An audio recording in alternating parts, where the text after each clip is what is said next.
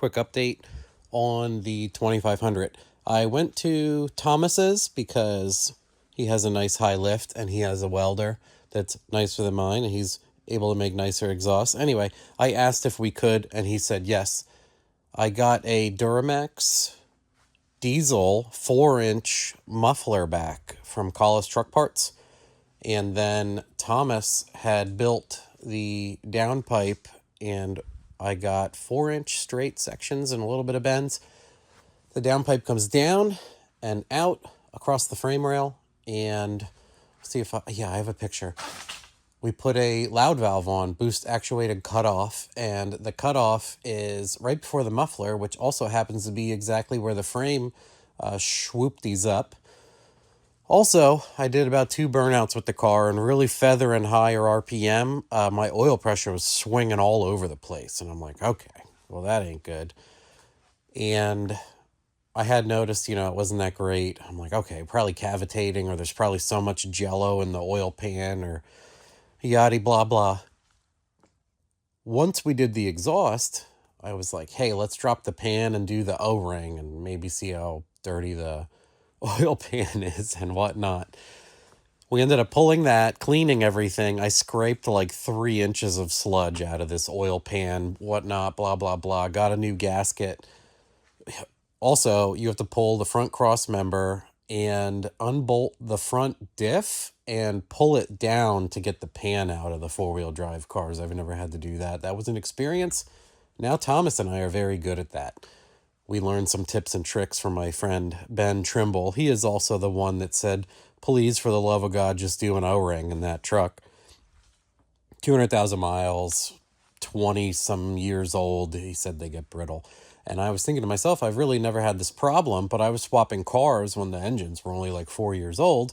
And on top of that, most of the vehicles I'm swapping them into, I put the 302 style car pan because the truck one is too tall. Anywho, went to tighten it up. It wasn't tightening up nice. Couldn't tell what was wrong with it. Just started snugging the bolts and broke the rear ear completely off the oil pan. I was so mad. I was so annoyed at this elective surgery going bad. And I started to get sick. And so we closed it up. I was like, I'm going to buy a gasket, whatever. We'll go over some things. I found a pan in my attic parts warehouse that was actually cleaner than the one I cleaned out for the truck. And we did the oil drain and, transferred the oil feed fitting over, etc. So what we had found was, when we removed the pan that broke the ear, the part of where the oil filter sandwich goes in the pan. So if you know about LS's, the pump goes into the oil filter. It goes across the block, into the oil pan, into the filter housing for the oil filter, and then it goes back up through the oil filter again, gasket, and up into the block where it feeds the rest of the things that need oil. What happened, I've never had this happen, that the piece that goes inside, that's just the Vuitton aluminum crush gasket, got stuck to the pan, and we didn't see it, couldn't tell, nothing. It looked exactly like the pan was clean, or the bottom of the block was clean. So that's what it was. We threw it back together, and everything went good because we had done it about 4 times at this point. Good oil pressure, good everything else, no leaks, incredible, slam dunk victory. Just took 2 weeks worth of me being sick and not wanting to touch it and everything else, and now we're good. I hope you enjoyed my TED Talk. Bye.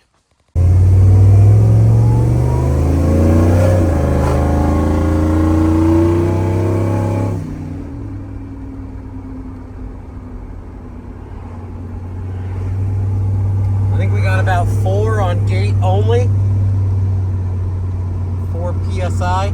Dude, this front end is, my tires in my front end are cupped. They are like a semicircle on the bottom. You cannot drive straight. It is very neat right now. The full exhaust is working. It definitely needs a tune-up, obviously. This is why I keep killing my oil. But yeah, now at least I can drive around, not have this thing be incredibly loud and blow me out of the cab. But super quiet. And then I'll have to see if I can... I'm just driving it and checking my oil and everything else. The pan and all sorts of shit out. Excuse me. But, yeah, putting some miles on it. I'm going to do some burnouts. And then put those flattened tires on the front of this. And then do some burnouts. And that'll hopefully get rid of all of my tire cup problems things.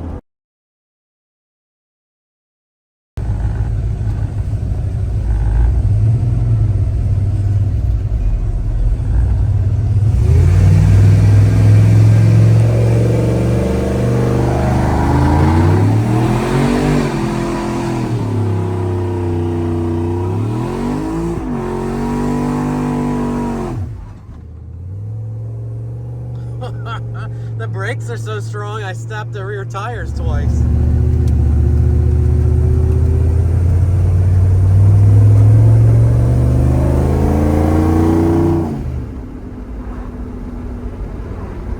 It's absurd how quiet this is.